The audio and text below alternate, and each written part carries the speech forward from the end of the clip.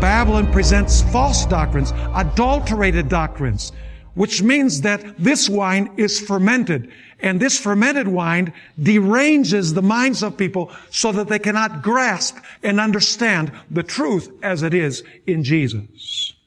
And now I want you to notice, there in Revelation chapter 18 and verse 4, that even though Babylon gives her wine to all of the nations and the merchants and the inhabitants and the kings of the earth, God has a faithful people there within Babylon. You say, how do we know that God has a faithful people inside Babylon? The reason is very simple. Notice what we find in verse 4. And I heard another voice from heaven saying, come out of her, my people, lest you share in her sins and lest you receive her plagues. Notice that God says here, come out of Babylon, my people.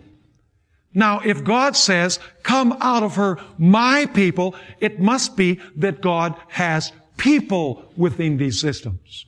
Now, we've studied about Babylon. We've noticed that Babylon represents apostate religion. Babylon includes the kings of the earth. Babylon includes the merchants of the earth. So what God is saying is that among all of these groups are to be found faithful children of God who love the Lord, who don't know any better. And when this message is proclaimed for these people to come out of Babylon, they will gladly embrace this truth and they will come out of Babylon.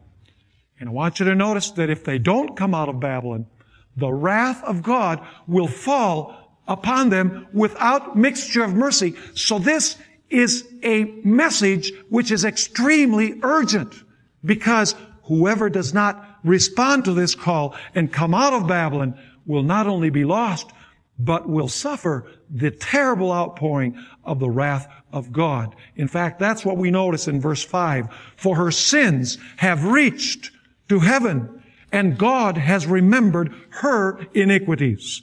Render to her just as she rendered to you, and repay her double according to her works. In the cup which she has mixed, mix double for her. So she's going to drink the cup of the wine of the wrath of God without mixture of mercy. In other words, double strength according to this. And then, when this message is finished, the whole human race will be divided into two distinct groups. One group will have the seal of God, and the other group will have the mark of the beast.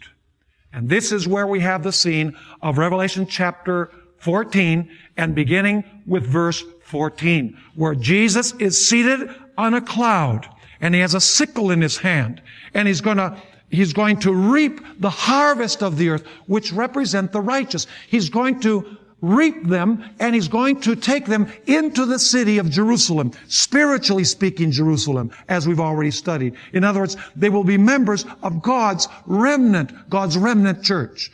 But then, the Bible tells us that there's another harvest, the harvest of the grapes, which represent the wicked.